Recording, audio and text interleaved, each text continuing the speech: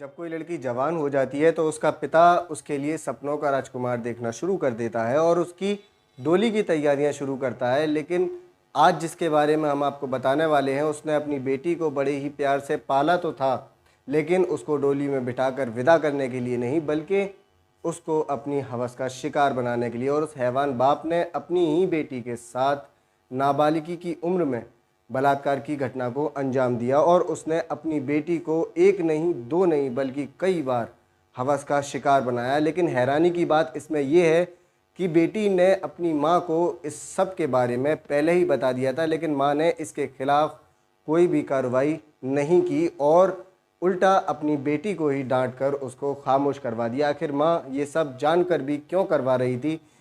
क्या उसके अंदर ममता नहीं थी या कोई और वजह थी? इन सारे सवालों के जवाब हम आपको वीडियो में देंगे, तो वीडियो पर बने रहिए।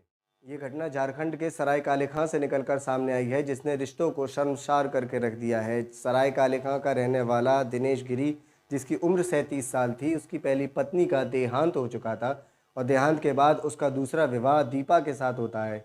विवाह से पहले से ही दीपा के पास 12 साल की बेटी थी जिसका नाम सोनम था और विवाह होने के बाद दिनेश और दीपा का रिश्ता कुछ खास नहीं चल रहा था। दोनों में आपसी विवाद अक्सर हुआ करते थे, जिसमें दिनेश अक्सर उसकी बेटी को कोसा करता था।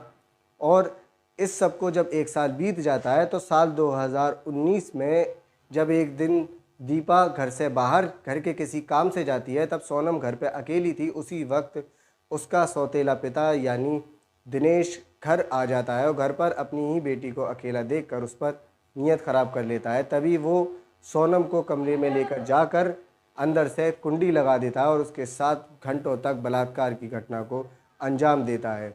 महज 13 साल की उम्र में सोनम के साथ इतना बड़ा हादसा हुआ था जिसको वो शायद ज़िंदगी भर ना भुला सके। लेकिन जब दीपा घर वापस आती है तो अपनी बेटी को डरा सहमा देखकर उससे उसकी वजह पूछती है कि आखिर उसके साथ क्या हुआ। तो सोनम ने अपने पिता की सारी हकीकत उसको बता दी कि उसके जाने के बाद उसके पिता ने उसके साथ क्या क्या किया, जिसके बाद दीपा की ममता जागने की बजाय वो सोनम को उल्टा डराना शुरू कर देती है और डरा धमका कर उसको खामोश करवा देती है। किसी को भी इस बारे में बताने से साफ इनकार कर देती है। सोनम भी अपनी माँ के ऐसे अल्फाजों को सुनकर काफ़ी डर जाती है और किसी को कुछ भी नहीं बताती। आए दिन सोनम का पिता उसके साथ बलात्कार की घटना को अंजाम दे रहा था और वो समझ ही नहीं पा रही थी आखिर वो अपना दर्द, अपना दुख किसको बताए, किससे अपने दिल की बात कहे और किसको अपना हमराज बनाए। और इधर उसकी माँ आए दिन उसको धमकी दिया करती थी। जब भी उसका पिता उसके साथ बलात्कार करता था, उसके बाद जब भी वो एक्शन लेने की बात करती थी, तभी उसकी माँ उसको डरा धमका दिया करती थी।